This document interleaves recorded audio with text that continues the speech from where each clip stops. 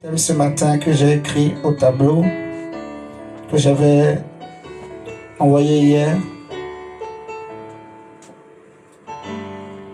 que j'ai intitulé « Écrit à l'église de Laodicée ».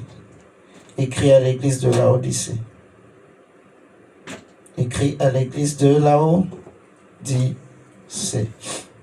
Amen, amen. Écrit à l'église de Laodicée. Ok. Donc, ça va être un peu la suite de ce qu'on avait commencé le dimanche passé. Et je crois que le Seigneur va nous aider à vraiment comprendre ce message. Le but que le Seigneur recherche avant tout, c'est qu'on soit sauvé. Dis à ton âme, je serai sauvé. Oui, répète-le encore. Moi, je serai sauvé. Amen, amen. C'est ce que le Seigneur veut, que tu sois sauvé. Mais j'aimerais quand même interpeller chacun de nous que le salut n'est pas un acquis. Le salut n'est pas un acquis. On peut le perdre à tout moment, notre salut, si on ne marche pas bien avec le Seigneur.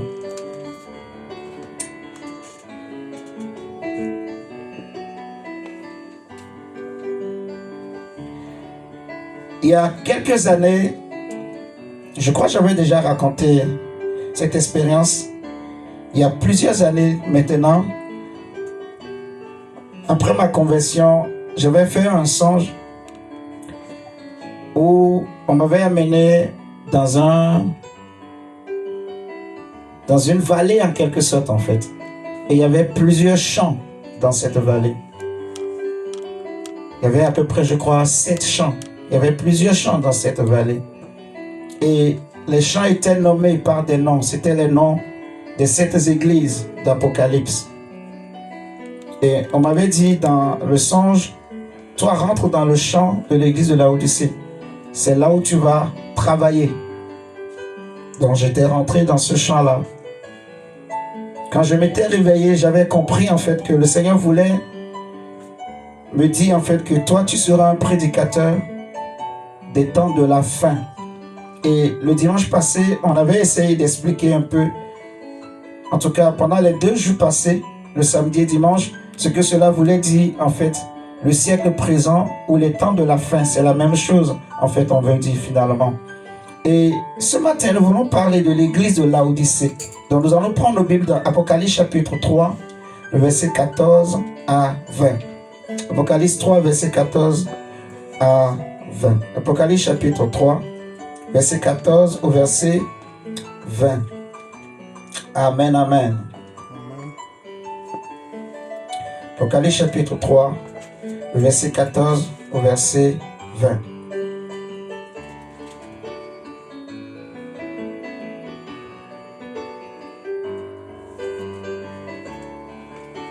Apocalypse chapitre 14, Apocalypse 3, pardon, le verset 14 au verset 20. Il est écrit à l'ange de l'église de Laodicée. Voici ce que dit l'Amen, le témoin fidèle et véritable, le commencement de la création de Dieu. Alléluia. Je connais tes œuvres, je sais que tu n'es ni froid ni bouillant. Puisses-tu être froid ou bouillant? Parce que tu es tiède et que tu n'es ni froid ni bouillant, je te vomirai. Car tu dis, je suis riche, je suis dans l'abondance et je n'ai besoin de rien. C'est l'église de Laodicée qui parle. Je n'ai besoin de rien. Mais tu ne sais pas que tu es malheureux, misérable, pauvre, aveugle et nu. Je te conseille d'acheter de moi de l'or éprouvé par le feu, afin que tu deviennes riche, et des vêtements blancs, afin que tu sois vêtu, et que la honte de ta nudité ne paraisse pas. Et d'oindre tes yeux de collyre, afin que tu vois. Moi, je reprends et je châtie tout ce que j'aime. Aie donc du zèle et répands-toi. Verset 20. Voici, je me tiens à la porte et je frappe. Si quelqu'un entend ma voix et m'ouvre la porte, j'entrerai chez lui et je souperai avec lui et lui avec moi. Amen, amen.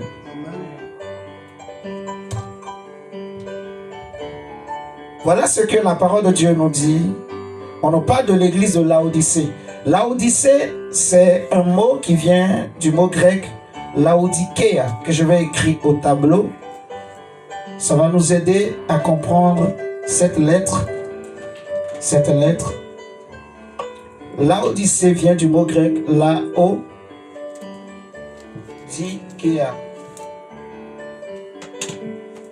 Et qui veut dire justice du peuple.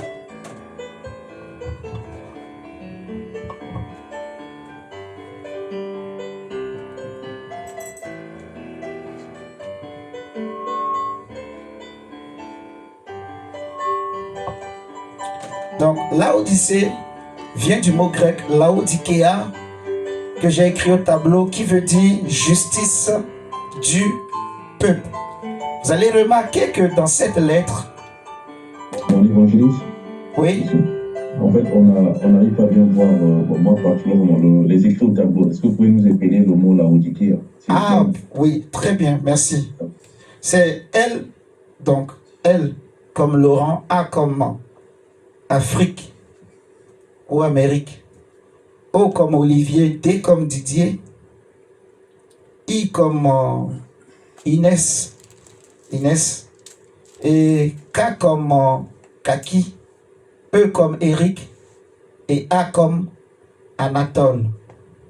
Donc, Laodikeia. C'est deux mots grecs en fait. Il y a Laodikeia ou Laodicus. Laodicus. On peut aussi dire Laodicus, qui s'écrit aussi L-A-O-D-I. Je crois que c'est K-E-U-S. Ouais, c'est ça. K-E-U-S. Laodicée. Maintenant, en fait, ce mot, le Laodikeia est la racine de Laodicus. Donc, on va dire Laodicus vient de Laodikeia. Vous voyez ce que je dis? Mais c'est les mêmes, les deux veulent dire la même chose. Donc, tantôt, parfois, on utilise Laodicus, tantôt, on utilise Laodikeia. Les deux veulent parler de la justice du peuple. C'est très important, vraiment, de comprendre ce message, parce que ça nous parle de l'église des temps de la fin. Et l'église des temps de la fin, tu fais partie de l'église des temps de la fin. Je fais partie de l'église des temps de la fin. Vous allez constater que Jésus a dit qu'il y a beaucoup d'appelés. Ok? Si vous regardez aujourd'hui dans le monde, la religion où il y a plus de monde, ce n'est pas l'islam. Vous me suivez ce matin? C'est le christianisme. Mais le Seigneur nous dit quand même que il y a beaucoup d'appelés, mais il y aura très peu d'élus. Très peu d'élus plutôt. Ok? Quand nous prenons le cas, par exemple, au temps de Noé, sur des milliards d'individus, il n'y avait que 8 personnes, je crois, qui avaient été sauvées. Noé, ses 3 fils, ça fait combien? 4. Ça fait 4, plus sa femme, ça fait 5. Et les femmes des fils de Noé, ça fait 8 personnes sur des milliards d'individus. Vous voyez? Si on prend le cas de Lot, dans la ville de Sodome et Gomorrhe, Dieu avait sauvé seulement 3 personnes. Ils étaient 4 au début, mais la femme de Lot, elle a regardé en arrière, elle a été transformée en statue de sel. Et finalement, ils n'étaient que 3 à être sauvés, Lot et ses 2 filles. Vous voyez? Donc, ce n'est pas le nombre qui intéresse Dieu. Dieu s'en fout du nombre. Je veux dire à quelqu'un ce matin, même si toute l'humanité se perdait et allait en enfer, Dieu s'en fout. Je veux insister vraiment que les gens comprennent. Ce n'est pas le nombre qui intéresse Dieu. Ce qui intéresse Dieu, c'est la qualité. Ce n'est pas n'importe qui rentrera au ciel. Jésus a dit, c'est seulement celui-là qui fait la volonté de mon Père. Et nous allons voir ce matin en fait que Dieu tient beaucoup à l'obéissance. Dimanche passé, j'ai beaucoup insisté. Comme la parole de Dieu nous dit par exemple que si quelqu'un vient à vous et n'apporte pas cette doctrine, ne le saluez pas, ne le recevez pas. Mais on peut se poser la question, pourquoi nous les chrétiens, nous ne pratiquons pas cela? Pourquoi nous connaissons, nous avons entendu la vérité, mais nous n'avons pas la force d'obéir. Malgré que nous avons entendu, nous n'obéissons pas, nous ne pratiquons pas. Et c'est à cause de cela qu'il y aura beaucoup de surprises à la fin. Parce que la Bible dit qu'on ne se moque pas de Dieu. Ce qu'un homme aura semé, il le moissonnera. Donc le mot Laodicée veut dire justice du peuple. Cela nous parle de quoi? Cela nous fait comprendre en fait que tout est fait pour le peuple. Ok? Dans l'église de Laodicée, tout est fait pour le peuple, tout est fait pour plaire au peuple, pour satisfaire le peuple, pour glorifier le peuple et non Dieu. Vous voyez? Donc on peut diviser ça en deux volets. On parlera des hommes de Dieu qui font tout, non pas pour satisfaire Dieu, mais pour satisfaire le peuple. On parlera aussi du peuple qui, au lieu de chercher la gloire de Dieu, la justice de Dieu, cherche sa propre justice. Vous voyez, aujourd'hui, les chrétiens, comme Paul va dire à Timothée, que prêche la parole en toute occasion, favorable ou non, parce qu'il arrivera un temps où les hommes ne supporteront plus la saine doctrine, mais se donneront une foule de docteurs.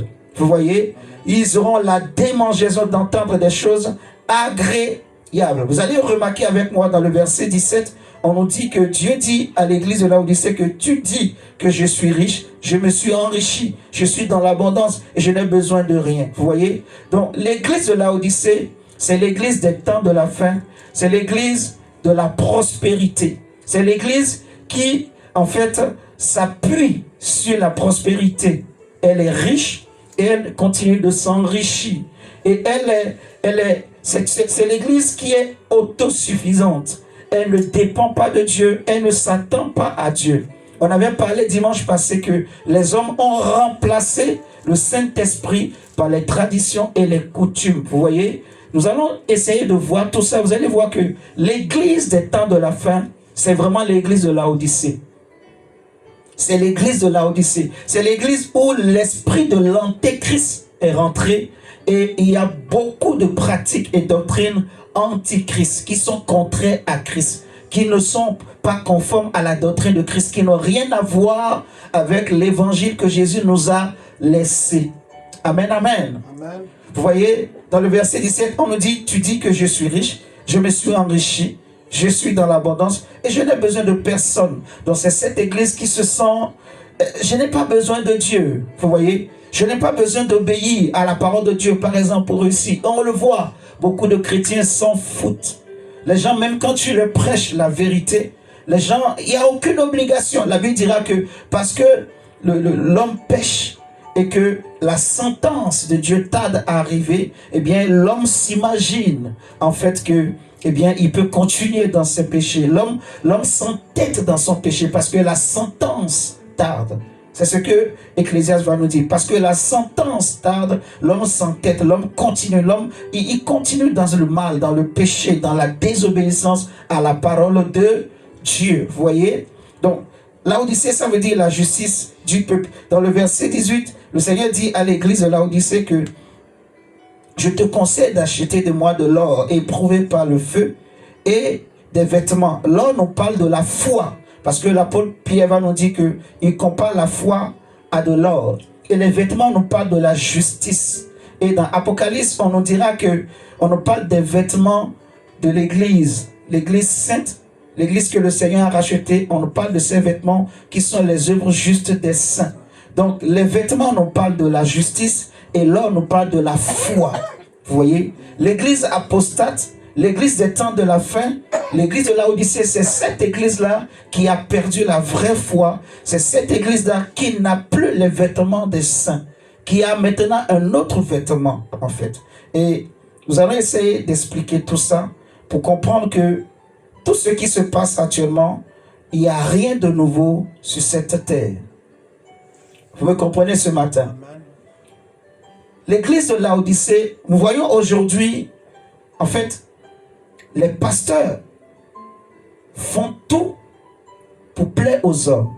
les chrétiens ne supportant plus la vérité, les pasteurs font tout pour plaire aux chrétiens.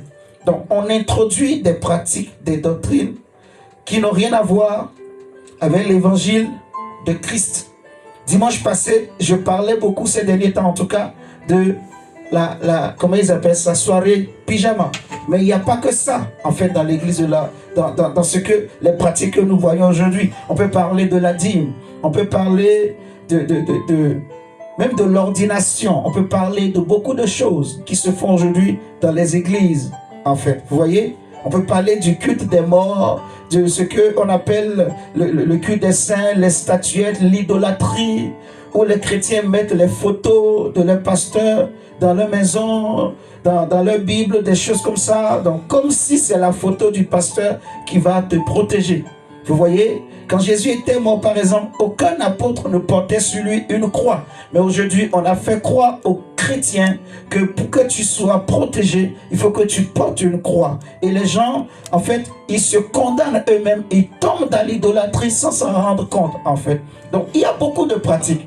Donc, je ne peux pas tout détailler ce matin, mais comprenez qu'il y a beaucoup de pratiques qui sont anti-bibliques. Non seulement elles sont anti-bibliques, mais elles sont anti-Christ, en fait. J'aimerais vraiment insister sur ça. Les pratiques anti-Christ qu'il y a aujourd'hui dans les églises. J'aimerais qu'on regarde l'histoire de Saül.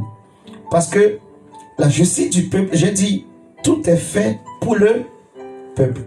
On prêche, c'est pour le peuple. Les services qui sont faits, c'est pour le peuple. Les organisations dans les églises, c'est pour le peuple. Vous voyez? Amen. Dans les messages qui sont prêchés, c'est des messages qui sont calculés, qui sont ciblés. On prêche des messages que les chrétiens ont envie d'entendre. Est-ce que vous me comprenez? Amen. Des églises où on veut prêcher de tels messages comme ça, il n'y a pas du monde. Parce que les gens n'aiment pas ça. Les gens ont trop de soucis. Les gens ont trop de problèmes. Ils ont besoin de miracles, de prodiges. Ils ont besoin qu'on leur révèle des choses. Ils ont besoin de miracles. Vous me comprenez ce matin? Amen. Je ne suis pas contre les miracles, attention. Parce que notre Dieu aussi fait des miracles. Mais aujourd'hui, les chrétiens de notre époque, c'est les chrétiens qui courent derrière les miracles. C'est ce que Paul a dit à Timothée. Les hommes ne supportent plus la vérité. Mais ils ont la démangeaison d'entendre des choses agréables. Et eux-mêmes, ils se sont créés leur propre docteur, leur propre prédicateur. Vous voyez? Il y a beaucoup de gens aujourd'hui qui prêchent l'évangile, mais qui ne sont pas appelés de Dieu. Comme j'avais dit dernièrement, ils ne sont pas appelés de Dieu. Il y en a qui sont devenus pasteurs parce que c'est un moyen de gagner beaucoup d'argent. Si tu sais bien parler, si tu es un beau parleur, tu sais manager, tu sais, comment on dit, chatter les gens, tu peux gagner de l'argent dans le christianisme. Il suffit seulement que tu saches manager. Ah, il faut donner 100 euros, il faut donner 200 euros, il faut donner 300 euros. Il faut juste savoir comment créer des faux miracles. Et on le voit aujourd'hui. Beaucoup d'assemblées. Les miracles, quand on dit que c'est des miracles, ce n'est pas de vrais miracles, c'est des faux miracles. Tout est en fait, c'est des miracles qui sont créés. Ils payent des personnes, vous voyez, pour que ces personnes passent, pour faire croire qu'ils ont été guéris, pour motiver d'autres personnes et pour pousser les gens à donner, à donner, à donner, à donner, à donner, à donner. Je ne suis pas contre le fait que le chrétien donne.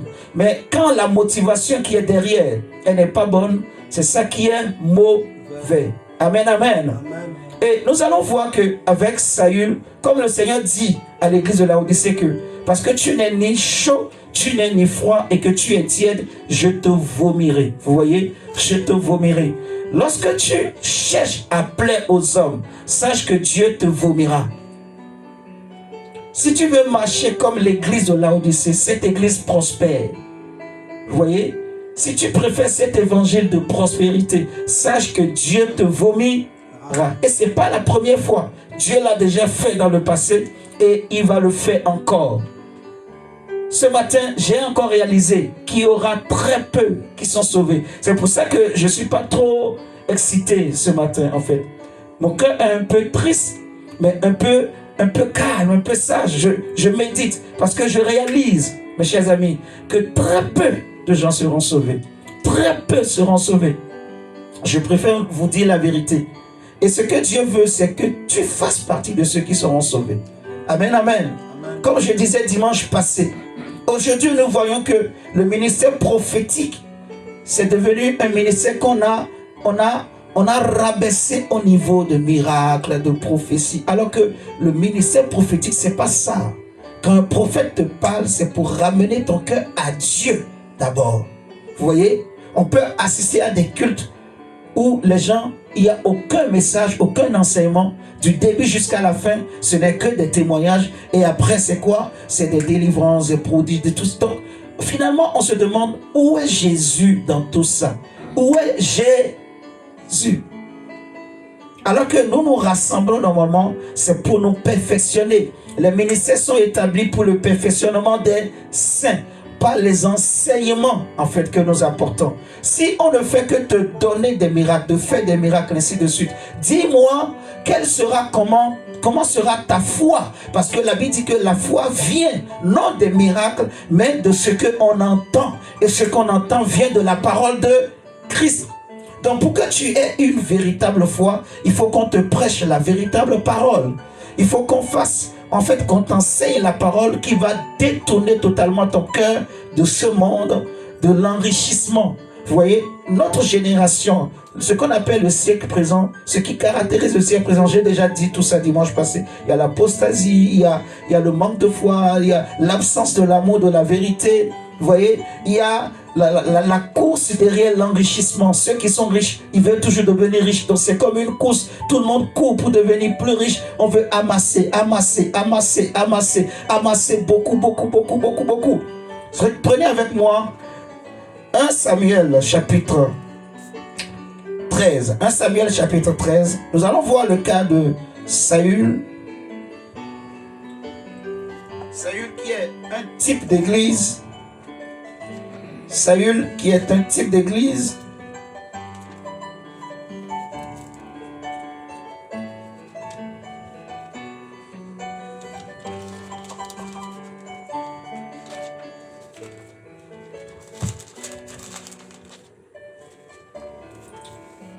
Samuel chapitre 13, verset 4.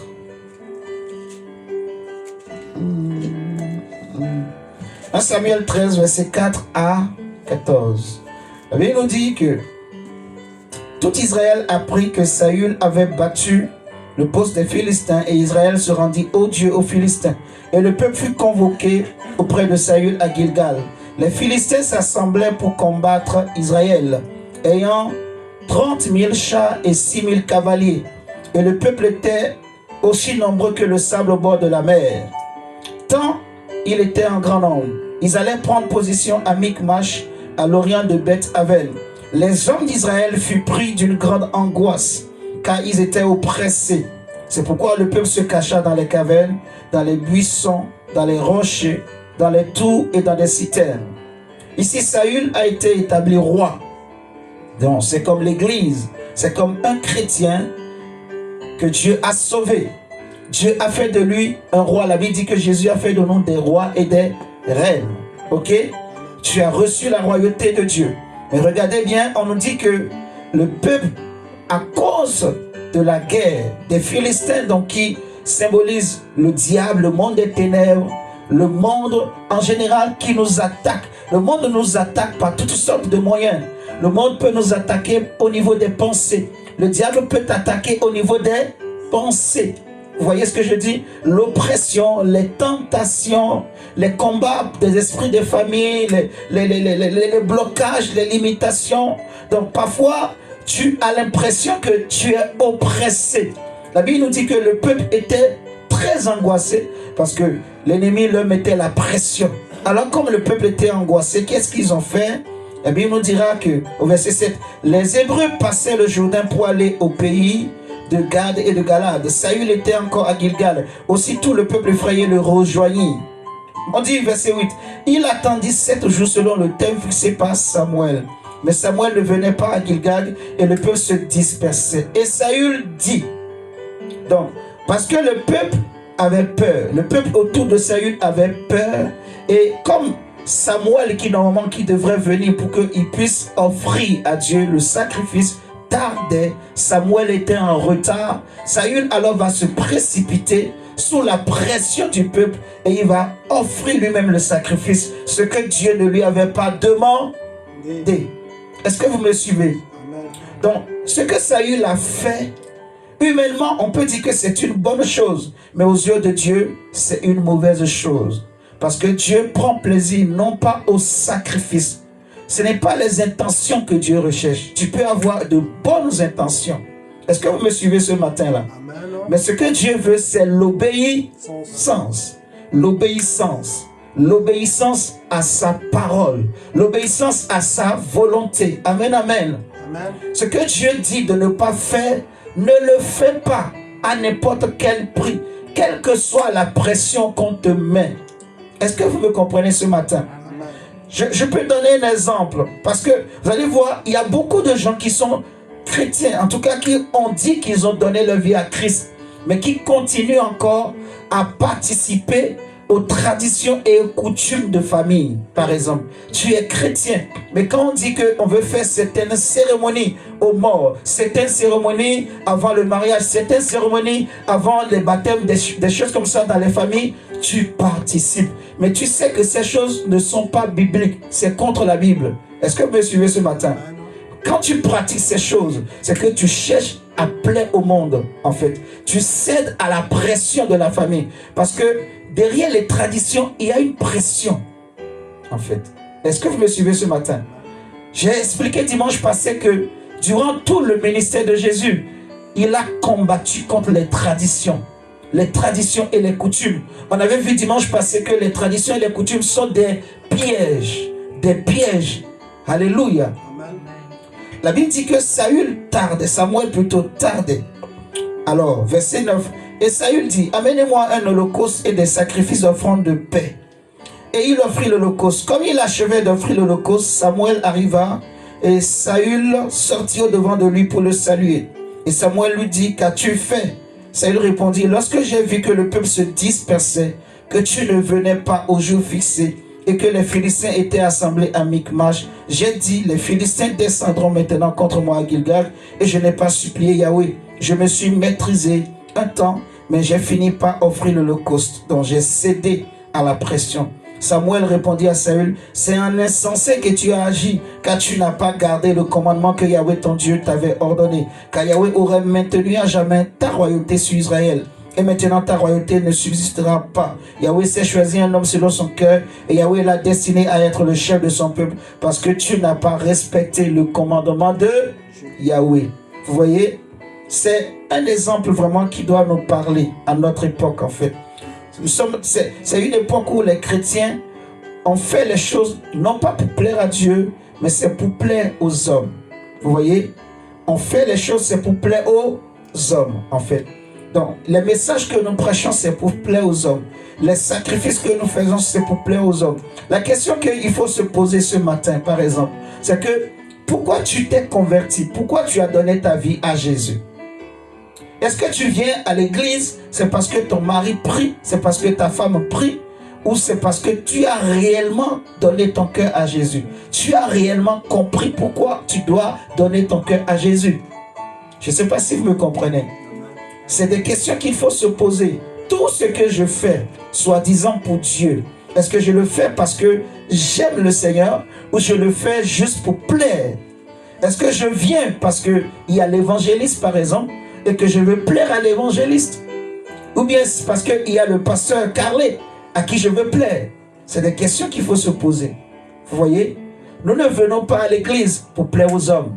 Nous venons à l'église parce que nous avons un Dieu. Nous venons à l'église parce que nous voulons être sauvés. Nous venons à l'église parce que nous voulons entendre des paroles de vie. L'apôtre Pierre a dit à Jésus que tu as les paroles de la vie éternelle. Donc nous venons à l'église non pas à cause de l'homme de Dieu, non pas à cause du prédicateur, non pas à cause de... Parfois il y a des églises, vous allez voir, bon, on va dire, moi j'aime tel prédicateur, je n'aime pas tel prédicateur. Les Corinthiens disaient, moi j'aime comment Paul prêche, moi j'aime comment, je sais pas, Bartimée, ou je donne des exemples comme ça, j'aime comment tel ou tel prêche. Donc imaginez aujourd'hui, donc il y a maintenant un pasteur dans l'église. Donc peut-être qu'un jour certains vont dire non, J'aime bien comment l'évangéliste lui prêche. Je n'aime pas comment le pasteur Calais prêche. Donc, vous voyez ces genres de choses.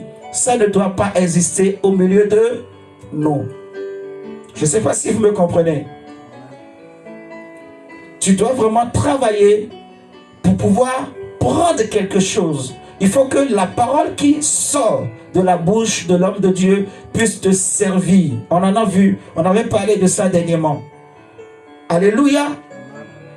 Saül a été rejeté parce qu'il a cherché en fait à plaire au peuple.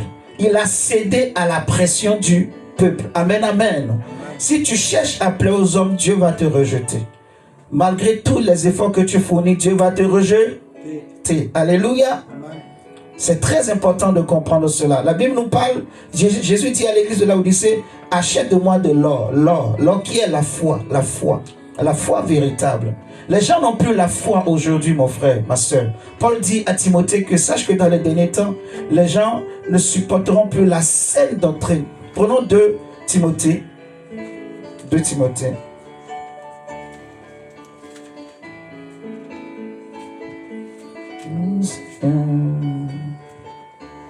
Innocente.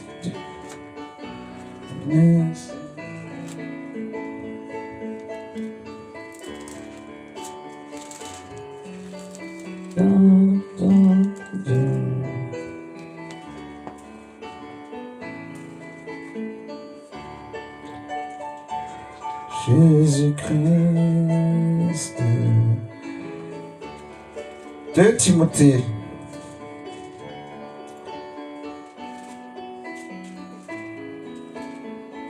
Voilà. Chapitre 3.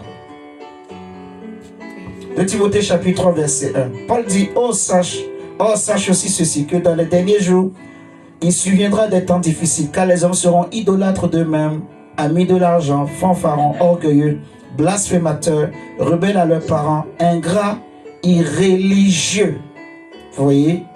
Donc sans affection naturelle, sans fidélité, calomniateurs, intempérants, cruels, haïssant les gens de bien, traîtres, emportés, enflés d'orgueil, amis des voluptés plutôt qu'amis de Dieu, ayant l'apparence de la piété, mais ayant renié la force. Éloigne-toi donc de tels gens.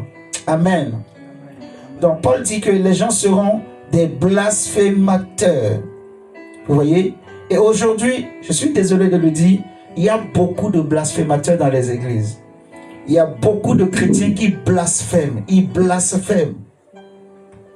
Est-ce que c'est parce que le pasteur t'a déçu que tu vas mal parler de Dieu? Dites-moi. Est-ce que vous me comprenez là?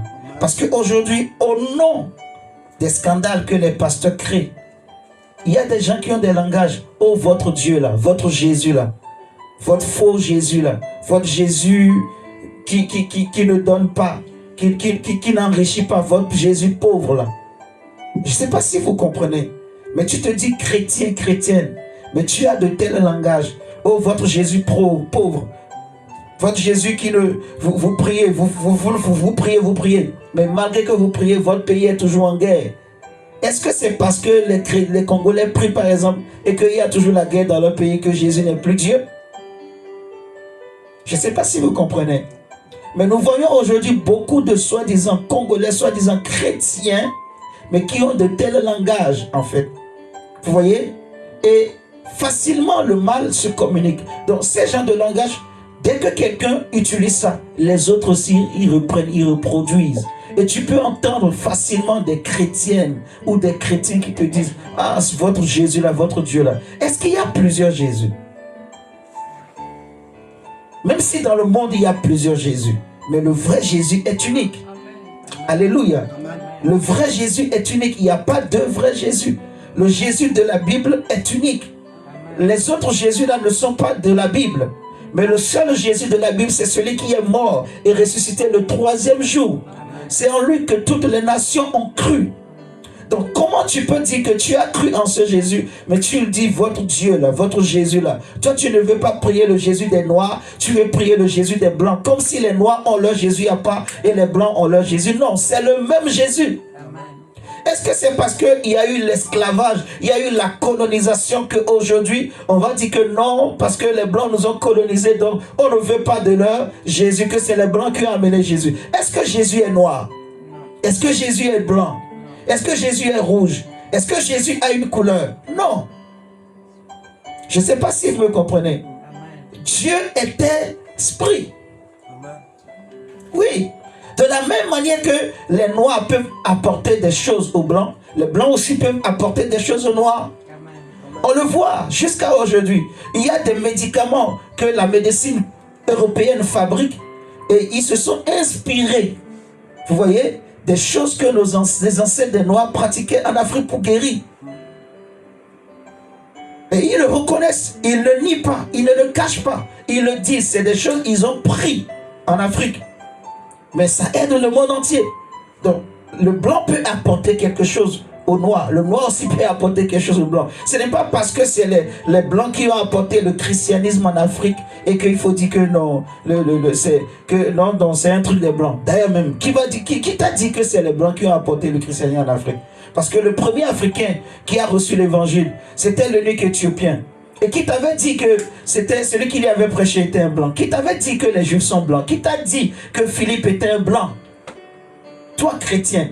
Parce qu'on s'appuie sur la colonisation et en fait, on devient des blasphémateurs aujourd'hui, frère. Beaucoup seront surpris, mes chers amis. Si tu es enfant de Dieu, il ne faut pas qu'il y ait dans ta bouche des langages de des langages blasphématoires. Ne blasphème pas. Alléluia. Crains Dieu, crains Dieu. Les paroles qui sortent de ta bouche, crains Dieu. Quand tu es dans ta maison, crains Dieu. Quand tu parles avec les gens, quand tu entends quelqu'un à côté de toi qui est en train de blasphémer, dis-lui, ah pardon, ne parle pas comme ça de mon Dieu. S'il ne veut pas t'écouter, laisse-le, écarte-toi de lui. C'est ce que la Bible te dit, ne continue pas avec lui, parce qu'il ne partage pas ta foi. Il faut sauver ta vie, il faut sauver ton âme. Tu dois te battre pour te sauver. Si quelqu'un ne veut pas marcher selon la doctrine de Christ, évite-le. Sinon, il risque de t'entraîner. La Bible dit que les mauvaises compagnies corrompent les bonnes mœurs. Paul dit que les chrétiens seront blasphémateurs. Ils deviendront des rebelles, des ennemis de tout ce qui est sacré, tout ce qui est divin, irréligieux. Donc, les gens vont abandonner la foi. Dans 1 Timothée 4, regardez avec moi 1 Timothée 4. Dans 1 Timothée chapitre 4. Mais l'Esprit dit, verset 1, mais l'Esprit dit expressément que dans les derniers temps, quelques-uns se détourneront de la foi pour s'attacher à des esprits séducteurs et à des doctrines de démons. Et ça, on en a parlé encore dimanche passé. Donc, vous voyez, la Bible dit, les gens vont se détourner de la véritable foi. La véritable foi, en fait. La véritable foi ne vient que lorsque tu reçois le véritable évangile. Je ne cesserai de le dire.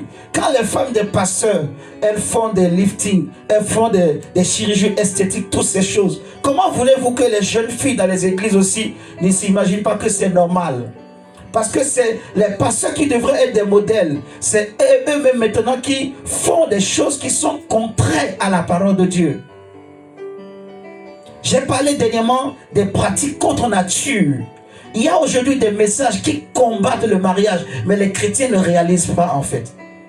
La Bible parle de certaines pratiques dans le couple qui sont contre nature. C'est contre nature.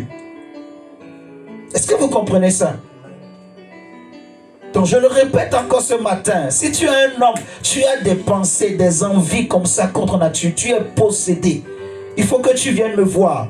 Que je t'impose les mains, je prie, je chasse cet esprit. C'est un esprit, je ne veux pas dire le nom parce qu'on va mettre la vidéo sur internet. C'est un démon. La Bible nous parle des pratiques contre nature. Malheureusement, il y a des prédicateurs qui prêchent ces choses aujourd'hui, qui soutiennent ces choses, qui pratiquent ces choses. Donc, vous voyez, la Bible parle du diable qu'il se déguise en ange de lumière. Donc il n'est pas l'ange de lumière, mais il se déguise. Donc il prend l'apparence. Et c'est ce que le diable fait au travers de beaucoup de prédicateurs. Donc ils ont l'apparence de saints, ils ont l'apparence d'agneaux, ils ont l'apparence d'être dans le vrai. Mais en réalité, ils ne sont pas dans le vrai. Ils sont faux. Ils ont déjà été marqués par la bête. Ils portent la marque de la bête dans leur conscience. Ils portent la marque du péché dans leur conscience. Le péché a déjà travailler leur conscience. Donc, ils sont marqués par le péché dans leur conscience et ils ne peuvent plus faire demi-tour. Ils ne peuvent plus s'en sortir parce que c'est trop tard. Est-ce que vous êtes en train de me comprendre? Il y a beaucoup qui ont l'apparence d'être vrais mais qui sont faux. Ils sont faux. Ils sont faux. Ils sont totalement faux. Et Dieu ne regarde pas la foule. Non. Dieu ne dira pas que toi, tu as gagné des milliards d'âmes pour moi. Dieu s'en fout. Je ne sais pas si vous comprenez. Hein? Dieu s'en... Ce matin, je suis calme un peu parce que je me suis rendu compte en fait que même si le monde entier se perdait, Dieu s'en fout. Jean-Baptiste a dit aux pharisiens, il dit, race de vipères, qui vous a dit comment il faut fuir la colère de Dieu qui arrive? Car il a dit, si vous dites dans votre tête que nous sommes des descendants d'Abraham, sachez que de ces pierres, Dieu peut susciter des descendants à Abraham. Donc Dieu est prêt. S'il faut que tout Israël se perde, Dieu il s'en fout.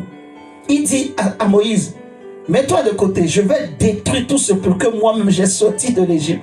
Et je ferai de toi, en fait, une autre nation pour moi. Moïse dit non. Je me suis rendu compte en fait que si tous les chrétiens se perdent, Dieu s'en fout.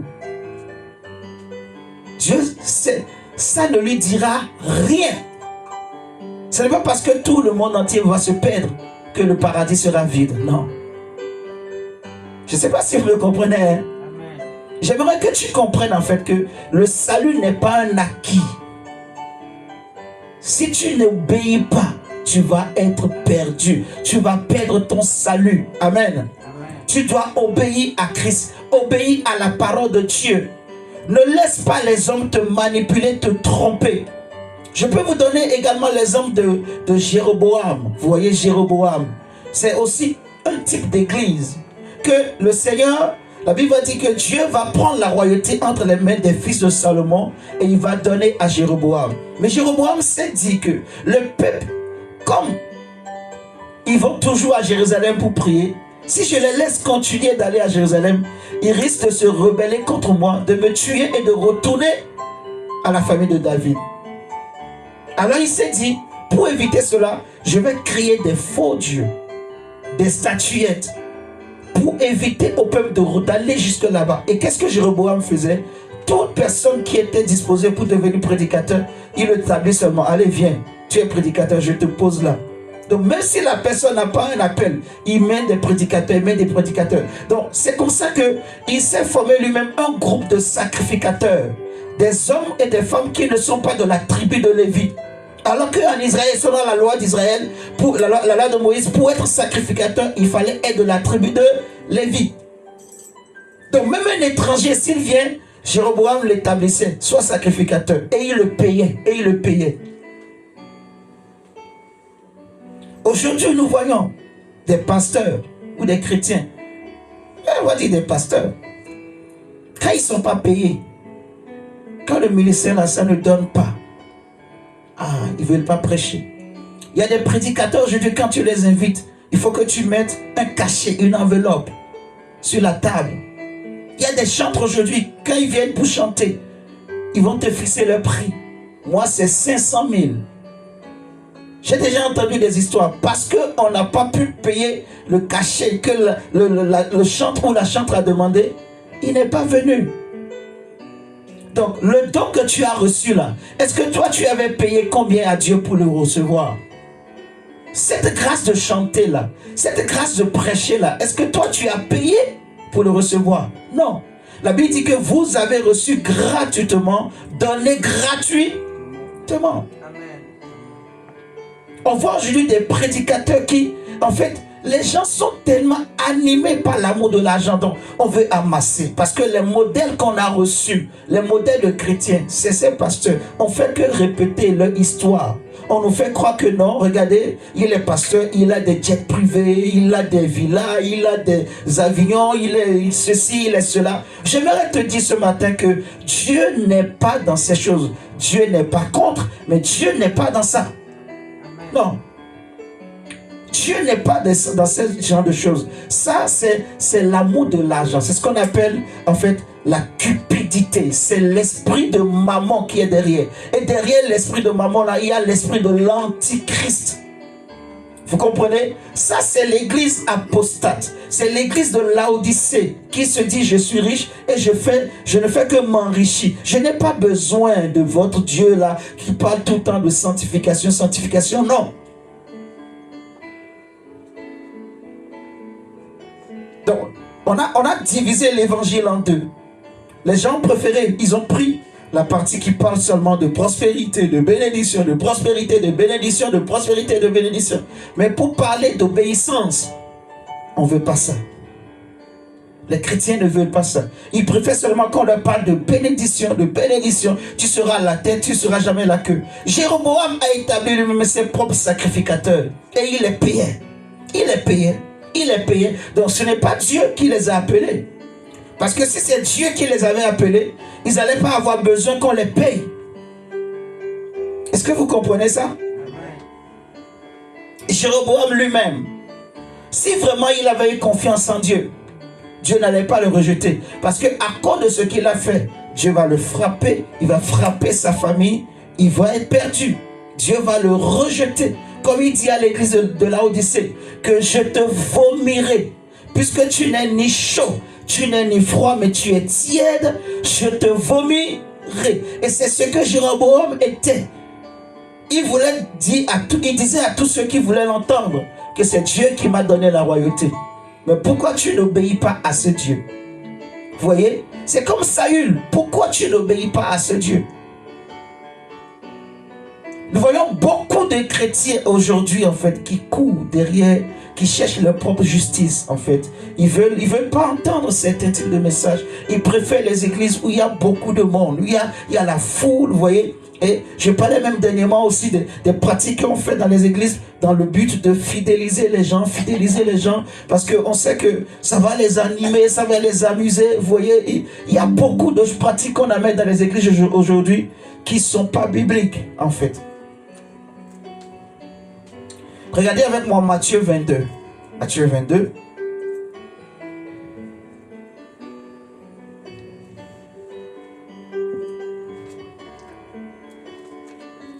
Matthieu chapitre 22, verset 1 à 14. Et bien il dit, alors Jésus prenant la parole leur parla de nouveau en parabole. Jésus leur parla en parabole et il dit, le royaume des cieux est semblable à un roi qui fit des noces pour son fils. Il envoya ses serviteurs pour appeler ceux qui avaient été conviés aux noces, mais ils ne voulaient pas venir. Il envoya encore d'autres serviteurs disant, dites aux conviés, voici, j'ai préparé mon festin, mes bœufs et mes bêtes grasses sont tués, et tout est prêt, venez aux noces. Verset 5, mais sans tenir compte de l'invitation, ils s'en allaient l'un à son champ et l'autre à son trafic. Et les autres se saisirent de ses serviteurs, les outrageaient et les tuaient. Quand le roi l'entendit, il se mit en colère. Il envoya ses troupes, fit périr ses meurtriers et brûla leur ville. Puis dit à ses serviteurs, les noces sont prêtes, mais les conviés n'en étaient pas dignes.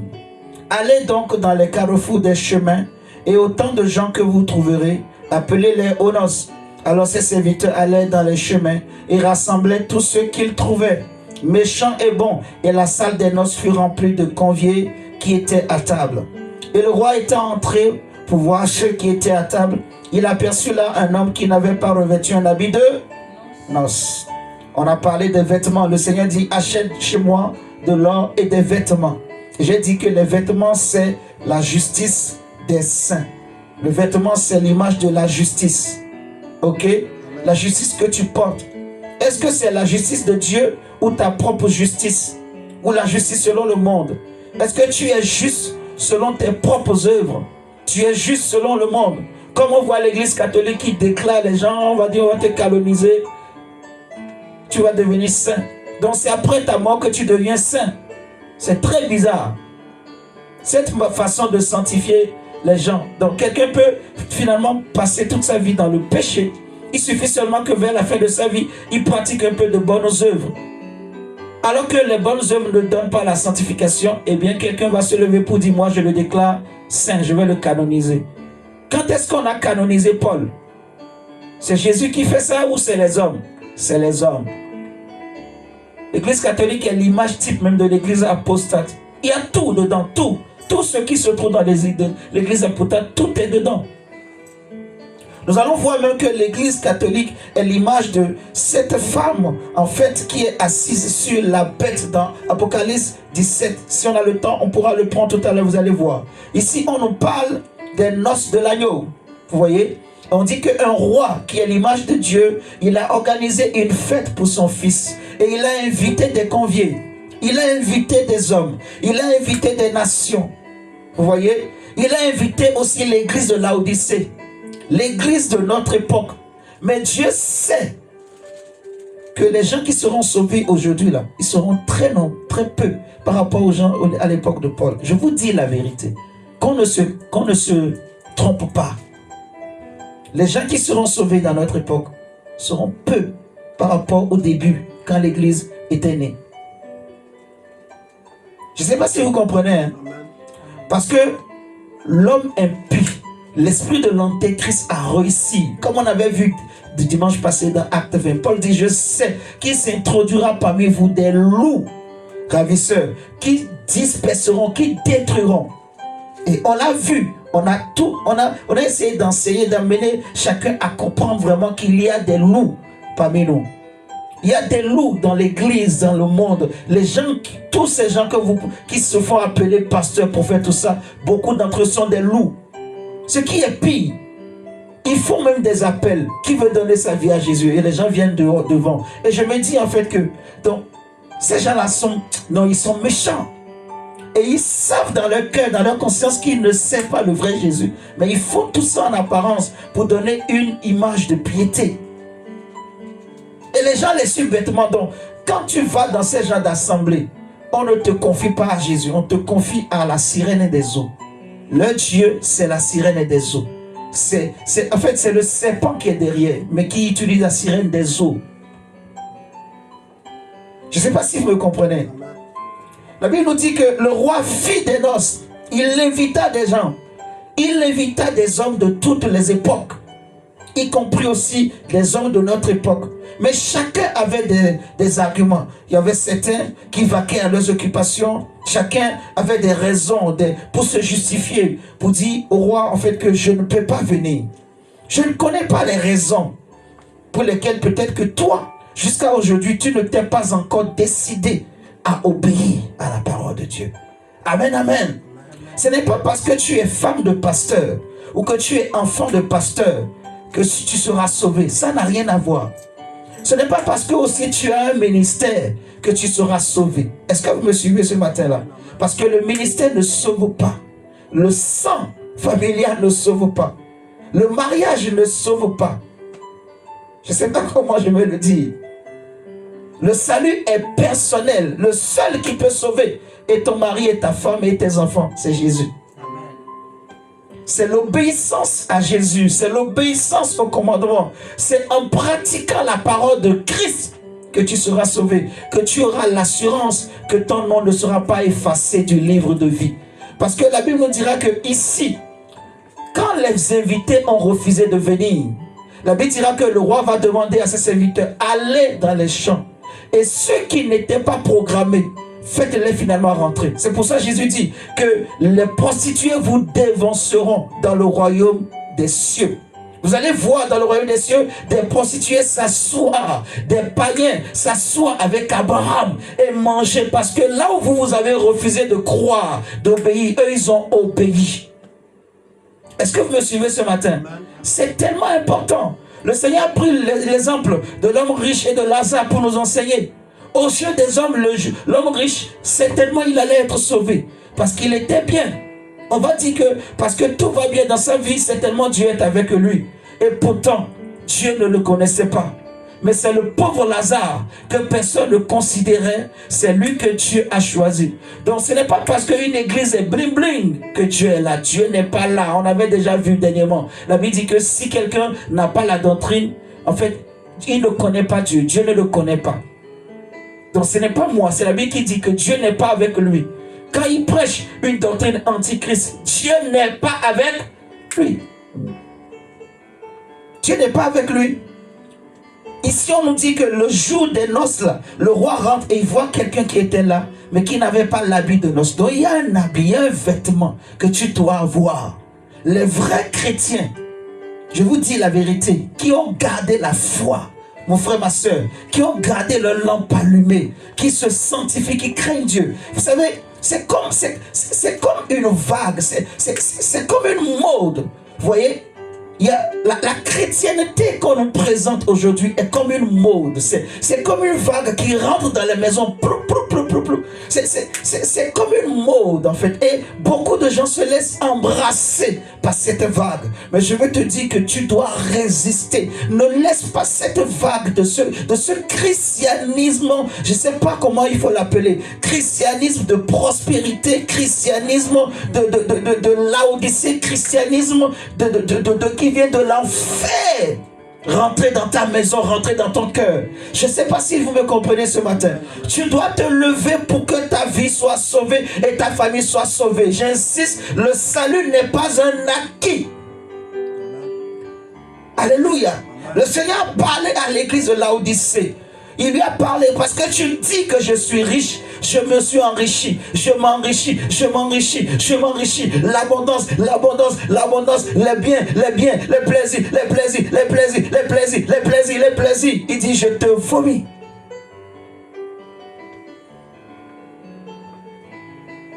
Plusieurs n'ont plus d'habits de noces. Ils n'ont pas. Il y en a, ils n'ont jamais reçu d'habits de noces. Il y en a, leur vêtement, leur habit de noces est déchiré. Il y en a, il y a des saletés, des taches partout, des taches. Ce n'est pas propre. On ne peut pas te laisser rentrer dans la salle des noces avec un habit de noces sale, avec un habit de noces déchiré ou avec un autre habit. Non, tu dois porter l'habit de noces. C'est seulement ceux qui ont porté l'habit de noces qui peuvent rentrer. Et je veux te poser la question ce matin. Quelle est ta justice? Comment es-tu revêtu? Comment es-tu vêtu ce matin? Est-ce que tu es bien vêtu? Est-ce que tu es bien vêtu de la tête jusqu'aux pieds? Est-ce que ton corps est bien couvert spirituellement? Ou bien tu n'as pas de vêtements? Parce qu'il y en a, ils n'ont pas de justice, ils n'ont pas de vêtements, parce qu'ils n'ont pas la vraie foi. Ils ont cru dans les pasteurs. Aujourd'hui, les chrétiens, leur Dieu, c'est les pasteurs. Est-ce que ton Dieu, c'est le pasteur? Est-ce que vous me comprenez? Amen, amen. Aujourd'hui, nous voyons les chrétiens, ils font plus confiance à l'homme de Dieu qu'à la parole de Dieu. Ça, c'est grave. Vous voulez que je répète? Les chrétiens font plus confiance aux hommes de Dieu qu'à la parole de Dieu. Quand la parole de Dieu te dit ne fais pas, quand la parole de Dieu te dit que l'homme de Dieu n'a pas Dieu, l'homme de Dieu te dit que moi j'ai Dieu et toi tu préfères croire à l'homme de Dieu. C'est grave, c'est très grave. C'est l'église apostate, c'est l'église de Laodicée. Frère, je suis calme parce que je sais que nous voulons que beaucoup soient sauvés, mais beaucoup ne peuvent pas être sauvés. Non, c'est l'église de Laodicée, c'est l'église des temps de la fin. Il y aura très peu, il y aura très peu de sauvés. Dieu veut que tu sois sauvé, toi et ta famille. Amen. Tu dois faire confiance non pas aux hommes de Dieu, mais à la parole de Dieu. Tu dois t'appuyer sur la parole de Dieu. Tu dois écouter ce que la parole de Dieu te dit. Qu'est-ce que tu préfères? Paul dit que si je plaisais encore aux hommes, je ne serais pas serviteur de Christ. Donc, est-ce que tu préfères l'approbation des hommes que l'approbation de Dieu? Qu'est-ce que tu préfères? que les hommes t'acclament, que les hommes t'apprécient, que les hommes te complimentent, ou tu préfères que personne ne te complimente, mais que tu es sauvé à la fin? Non, je vais répéter, hein, parce que ce que je dis, c'est terrible, c'est très fort. Tu préfères que les hommes t'acclament et tu auras la gloire de ce monde pour un temps, où tu n'as aucune acclamation, aucune approbation, tout le monde te déteste, tout le monde te traite de tous les noms, mais qu'à la fin, tu es sauvé. Qu'est-ce qui est mieux? C'est être sauvé. Parce que tout ce que tu fais avec ton corps, avec tes pensées, ton temps, le temps que tu as, quand tu es seul, tout seul ou tout seul dans ta chambre, dans les toilettes, ce que tu fais là, ce que tu fais que toi seul tu connais. Ce que tu fais que toi seul tu connais. Quand tu es sur les réseaux sociaux, ce que tu fais que toi seul tu connais. Tu sais, ta conscience le sait, tu sais au-dedans de toi ce que tu fais. Les hommes ne te voient peut-être pas, mais Dieu lui te voit. Et tu sais que ce que tu fais là, c'est interdit par la parole de Dieu. Je ne sais pas si vous me comprenez. Ça ne t'amènera pas au ciel, ça va t'amener en enfer.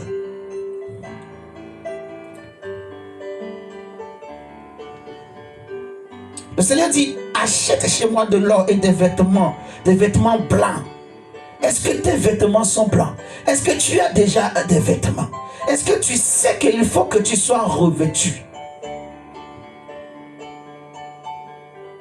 Dieu ne cherche pas la quantité, j'insiste. Dieu veut la qualité. S'il n'y a qu'un seul qui est un chrétien de qualité, il va être sauvé. Si tous les autres sont de mauvaise qualité, Dieu s'en fout. Il peut tous les envoyer en enfer. Il s'en fout. Je vous dis la vérité, j'insiste, j'aimerais que tu comprennes. Il y a des chrétiens, des gens qui veulent faire croire aujourd'hui en fait que non, Dieu est tellement amour, il ne peut pas t'envoyer en enfer. Moi je vais te dire ce matin, Dieu est amour, mais il peut t'envoyer en enfer. Si tu es désobéissant ou désobéissante, tu iras en enfer, mais rapidement même. C'est là que tu comprendras que Dieu est amour. Mais la Bible dit aussi qu'il est un feu dévorant. C'est un feu dévorant. C'est un feu dévorant. S'il n'a pas hésité à ouvrir la terre, s'il n'a pas hésité à ouvrir le séjour des morts pour avaler toute la famille de Dathan, d'Abiram, de Corée, tous ces gens-là, c'est toi qui vas épargner. S'il n'a pas hésité à crucifier son propre fils, à abandonner son propre fils Jésus à la croix, Jésus qui vient du ciel, la parole qui s'est faite chair, c'est toi et moi là que Dieu va hésiter à envoyer en enfer. Tu ne connais pas Dieu. Ne laisse pas les hommes te séduire. Si tu ne pratiques pas la parole de Dieu, si tu ne te sanctifies pas, si tu ne reviens pas rapidement à la parole de Dieu, si tu ne reviens pas rapidement à Christ, si tu ne mets pas ta vie en règle, tu vas aller en enfer. Sache que c'est l'enfer qui t'attend. Tu peux sauter, descendre, c'est l'enfer qui t'attend. Frère, il est donné aux hommes de mourir une seule fois. Et après la mort vient le jugement. C'est le jugement éternel qui t'attend. Nous sommes à l'époque de l'église de Laodicée, de l'église apostate. L'église riche, l'église qui s'est enrichie, l'église qui n'a pas besoin de Dieu, l'église qui pratique la justice du monde, la justice des hommes, l'église qui vit pour plaire au peuple, pour plaire aux chrétiens. L'église ne doit pas vivre pour plaire aux chrétiens. L'église existe pour plaire à Jésus. L'église est l'épouse de Christ. L'église doit tout faire pour son époux, pour que son époux soit honoré. Mais pourquoi aujourd'hui les hommes font tout pour honorer les pasteurs, les chrétiens font tout pour honorer les pasteurs, et les pasteurs font tout pour honorer les chrétiens? On chante le pasteur, on chante les chrétiens, on chante les dons au lieu de chanter celui qui donne les dons. On élève les dons. Oh non, lui, c'est le grand chanteur, c'est le grand apôtre, c'est le grand pasteur. Et lui aussi maintenant, il vend le don que Dieu lui a donné. Alléluia. La Bible dit que le monsieur est rentré, mais il n'avait pas l'habit de noces. Alors le roi lui a dit, monsieur, Comme tu n'as pas l'habit de l'os, fais quoi? Sors. Alléluia. Regardez, dans Luc 14, c'est la même histoire, mais ici on nous donne quelques précisions. Dans Luc 14, verset 16, la Bible dit que Jésus lui répondit, un homme fit un grand festin et il convia beaucoup de gens. Et à l'heure du souper, il envoya ses serviteurs pour dire aux conviés, venez, car tout est déjà prêt. Mais ils commençaient tous unanimement à s'excuser. Le premier dit, j'ai acheté un champ et il me faut nécessairement partir pour aller le voir. Je te prie, excuse-moi. Un autre dit, j'ai acheté 5 paires de bœufs et je vais les essayer. Je te prie, excuse-moi. Un autre dit, j'ai épousé une femme, c'est pourquoi je ne puis aller. Donc, vous connaissez la suite. Vous voyez, chacun a une raison. Une raison. Est-ce que tu vas dire à Dieu, quelle est la raison que toi tu vas donner? C'est à cause de ta femme que tu ne seras pas sauvé. C'est à cause du mariage que Dieu t'a donné que tu ne seras pas sauvé. Je ne sais pas si vous me comprenez. C'est à cause du travail. Quelle est la raison que tu vas donner? C'est à cause de... Tu n'avais pas une maison. C'est à cause de la maison là que finalement tu ne peux pas obéir à Dieu. C'est à cause de l'enfant que Dieu t'a donné. C'est à cause des enfants. Je ne sais pas si vous me comprenez là. Chacun d'eux avait une raison. C'est quoi la raison? Parce que Dieu les a bénis, chacun d'eux a trouvé une raison. La bénédiction est devenue une excuse pour ne pas assister aux noces, pour ne pas participer aux noces. Paul dit, je vous ai fiancés comme une vierge pure à un seul époux. Donc nous sommes fiancés, nous sommes en train d'être préparés par le Saint-Esprit pour participer aux noces de l'agneau de Dieu. Amen, amen. Maintenant, quelle sera l'excuse de l'église des temps de la fin? Notre église, l'église de notre époque, l'église de notre génération. On va dire non, c'est parce que Seigneur, tu m'as donné beaucoup de richesses, tu m'as trop béni, tu m'as donné beaucoup d'argent, tu m'as donné une belle voiture, tu m'as donné une belle femme, tu m'as donné un bon mari, tu m'as donné une belle maison, tu m'as donné de beaux enfants, c'est pour cela que je ne suis pas sauvé. Je ne sais pas si vous comprenez. Quelle est la raison que tu vas donner à Dieu? Pourquoi tu ne pratiques pas la parole de Dieu? Ou pourquoi tu ne veux pas pratiquer la parole de Dieu? Il ne faut pas qu'une bénédiction devienne une source. Un moyen qui va te pousser à être désobéissant. Amen, amen. Que le Seigneur te préserve vraiment de ça ce matin. Parce que tu sois béni ou que tu ne sois pas béni, tu dois servir le Seigneur. Tu dois aimer ton Dieu. Tu dois le servir de tout ton cœur, de toute ton âme, de toute ta force, de toutes tes pensées. C'est Jésus d'abord. Je ne sais pas si vous comprenez. C'est Jésus d'abord, c'est Dieu. C'est Dieu d'abord, le reste après. Parce que la bénédiction ne sauve pas. La bénédiction ne sauve pas. Il y a des parents qui ont tellement chéri leurs enfants. À cause des enfants, ils ont fait des sacrifices. Vous connaissez l'histoire de ce sacrificateur, Élie. Le sacrificateur Élie, dans Samuel. Parce que ses enfants ont péché. Il couchait avec les enfants devant le peuple. Il savait très bien. Il savait. Il avait eu le temps. Dieu lui avait laissé tout le temps pour les reprendre. Mais parce que ce sont ses enfants, il n'a pas eu le courage d'être sévère en les reprenant. Eh bien, à cause de cela, regardez comment il est mort. Dieu l'a rejeté. Dieu a rejeté sa famille. Vous comprenez ça? Alléluia. Donc, nous voyons en fait que c'est tellement important. Il ne faut pas que la bénédiction devienne pour toi une occasion pour ne pas obéir. Dieu veut que tu sois obéissant et obéissante.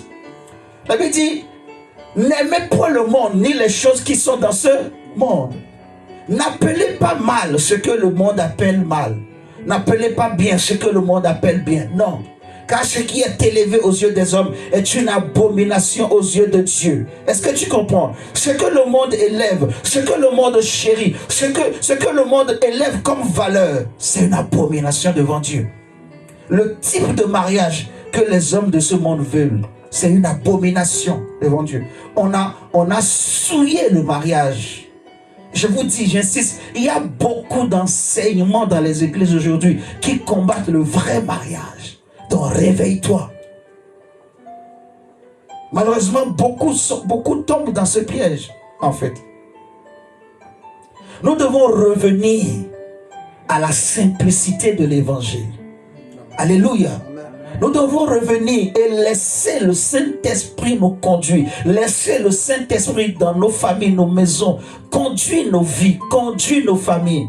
Laisser Jésus prendre toute sa place. La Bible dit, porte et levez vos linteaux. Oui, levez vos linteaux et que le roi de gloire fasse son entrée. Qui est ce roi de gloire? C'est l'Éternel des armées, l'Éternel fort dans les combats. Nous devons laisser Jésus être élevé. Et nous devons arrêter d'élever les hommes, d'élever nous-mêmes, d'élever nos biens, d'élever nos moyens. Alléluia.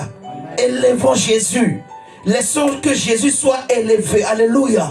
Laissons que Jésus soit la raison de notre existence, la raison pour laquelle nous nous réunissons, la raison pour laquelle nous nous levons chaque jour, chaque matin, la raison qui nous motive, qui nous pousse à faire des efforts. Alléluia. Que ce soit Jésus. Tu aimes ton mari à cause de Jésus. Tu aimes ta femme à cause de Jésus. Tu supportes cet homme à cause de Jésus. Tu supportes cette femme à cause de Jésus. Tu aimes ses enfants à cause de Jésus et Jésus seul. Laisse que Jésus soit le centre, parce que l'église est christocentrique. Jésus est le centre. Laisse que Jésus soit le centre, le centre, le centre, le centre au nom de Jésus. Amen, amen. Nous allons prendre Apocalypse 17. Nous allons arrêter bientôt. Je vais donner quelques communiqués et nous allons nous arrêter tout à l'heure. J'aimerais qu'on lise Apocalypse 17 quand même, pour parler de l'église apostate. Nous parlons déjà de l'église apostate. Lisons d'abord Apocalypse 19, le verset.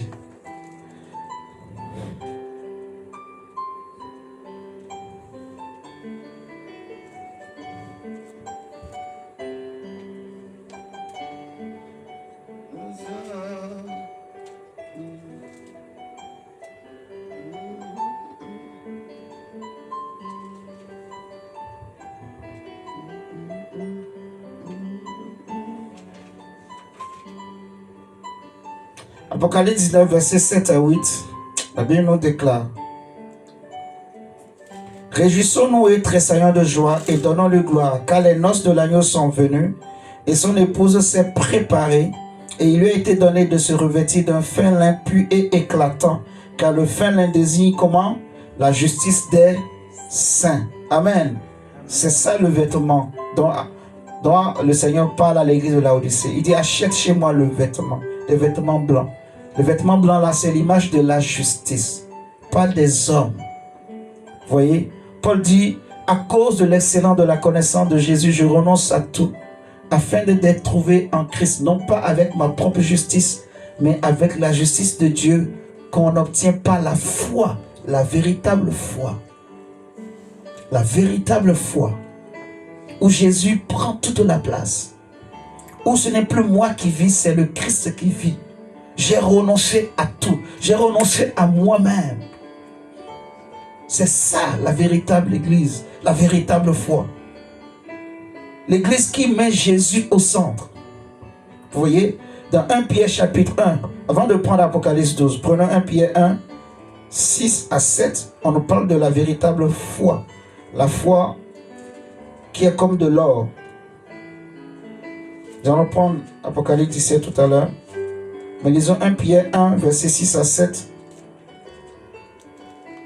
1 Pierre 1, verset 6 à 7, la Bible déclare que: en quoi vous vous réjouissez, quoique vous soyez maintenant affligés pour un peu de temps par diverses épreuves, vu que cela est convenable, afin que l'épreuve de votre foi, beaucoup plus précieuse que l'or périssable, et qui toutefois est éprouvée par le feu, ait pour résultat la louange, l'honneur et la gloire, lorsque Jésus-Christ sera révélé. Vous voyez? Donc ici, on nous parle de la foi comme étant comparée à de l'or. L'or, c'est l'image de la foi éprouvée. La foi qui est éprouvée par le feu, en fait. Et ce que l'église de Laodicée avait perdu, c'est cette foi. Elle n'avait pas la foi et elle était nue. Elle était nue. La foi, c'est la richesse des chrétiens. La foi véritable, en fait, où Jésus est tout. Mon Dieu, vraiment aide-nous Mon frère, c'est très sérieux. Que cette année-là, que le Seigneur nous aide à travailler la vraie foi. Amen, amen. À grandir avec la vraie foi. À avoir nos vêtements blancs. Donc nous allons prendre Apocalypse 17. La Bible nous parle de l'église apostate. On dit, puis l'un des 7 anges qui tenait la coupe vint, et il m'adressa la parole en disant, viens, je te montrerai le jugement de la grande prostituée qui est assise sur les grandes eaux. Avec elle, les rois de la terre ont commis la fornication, et les habitants de la terre ont été enivrés du vin de sa prostitution. Il me transporta en esprit dans un désert, et je vis une femme assise sur une bête écarlate, pleine de noms de blasphème, ayant 7 têtes et 10 cornes. Et la femme était vêtue de pourpre et d'écarlate, et parée d'or, de pierres précieuses et de perles. Et elle tenait à la main une coupe d'or, pleine des abominations de l'impureté de sa prostitution. Et il y avait sur son front un nom écrit, un mystère. Babylone la grande, la mère des impudicités et des abominations de la terre. Et je vis cette femme ivre du sang des saints et du sang des martyrs de Jésus. Et quand je la vis, je fus saisi d'un grand étonnement. Je peux m'arrêter là déjà. En fait, on nous parle ici d'une femme qui est assise sur une bête. La bête ici, là, c'est l'image, en fait, de l'homme impie. C'est la bête qui est sortie des grandes eaux. Ok? C'est la bête dont la Bible nous parle dans Apocalypse 13, je crois. La bête dans Apocalypse 13, on parle de 2 bêtes. Il y a une bête qui est montée de la terre, une autre qui sort de l'eau. La bête qui monte de la terre, c'est le faux prophète. Ok? La bête qui sort des eaux, c'est l'homme impie, en fait. De la même manière que Jésus est le Fils de Dieu, l'homme impie, c'est le fils du serpent, du diable. Ok?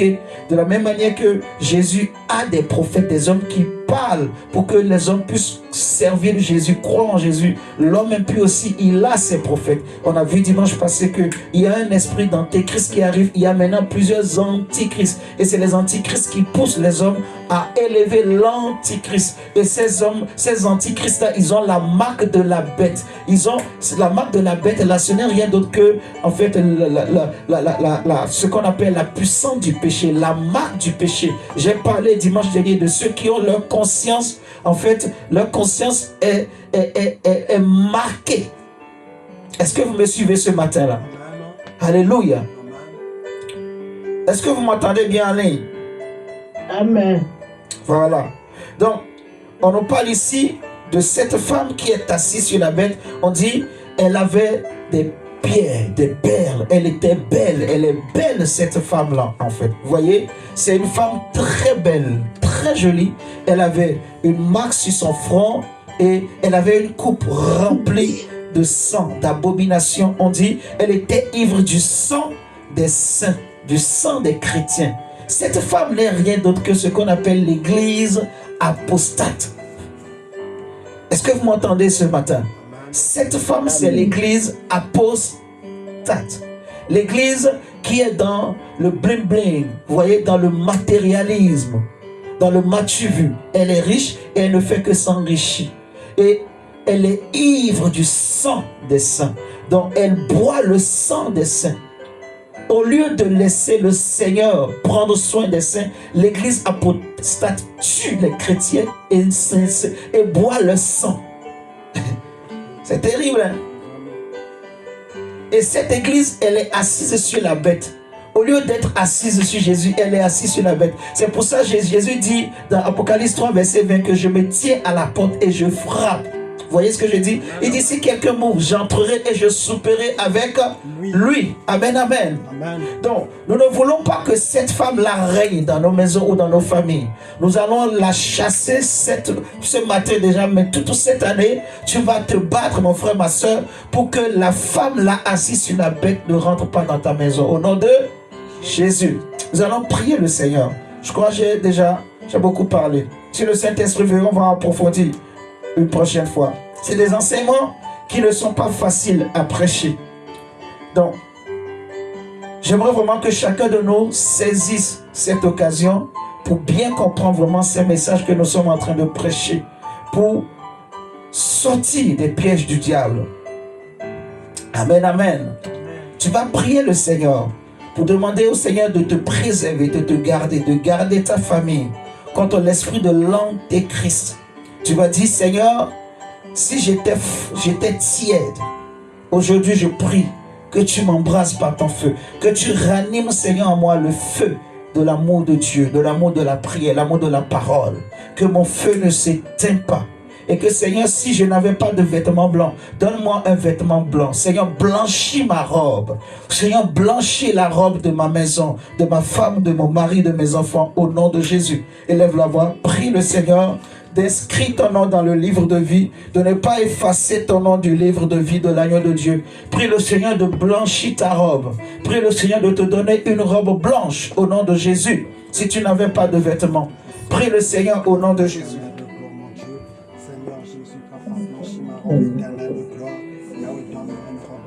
Blanche éternelle des armées, Seigneur Jésus, je t'en supplie, éternel de gloire, papa, blanchis éternel des armées, ma robe de l'épouse éternel Dieu, blanchis ma robe, Seigneur Jésus, Adonai, blanchis ma robe éternelle de gloire, Seigneur. Saint-Esprit, nous prions que tu blanchisses la robe de chacun de nous ce matin. Nous te prions de pardonner les péchés, pardonne les fautes, Seigneur, pardonne les désobéissances, Seigneur notre Dieu. Nous ne voulons pas être, Seigneur, tiède. Nous ne voulons pas être froid non plus. Nous voulons être chauds. Nous voulons être chauds pour le royaume de Dieu, pour l'Église, pour Jésus. C'est pour cela que nous te prions, Seigneur, de ranimer la flamme. Paul dit à Timothée, ranime le don que tu as reçu. Ranime le don que tu as donné à chacun de nos papas. Pardonne nos errances, nos désobéissances. Pardonne, Seigneur, nos désobéissances à la saine doctrine. Saint-Esprit, nous voulons revenir à la saine doctrine. Je prie pour mon frère, ma soeur de revenir à la saine doctrine. Je prie pour nos parents, Seigneur, nos frères et soeurs biologiques, que tu les ramènes à la saine doctrine. Je prie que tu ramènes chaque frère, chaque soeur de cette assemblée à la saine doctrine.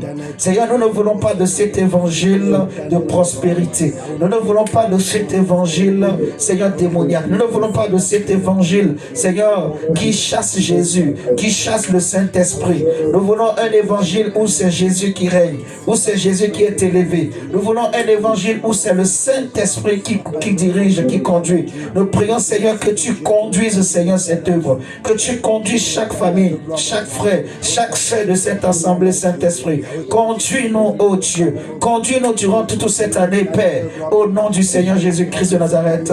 Amen. Amen, amen. Ok, nous allons acclamer le Seigneur. Amen.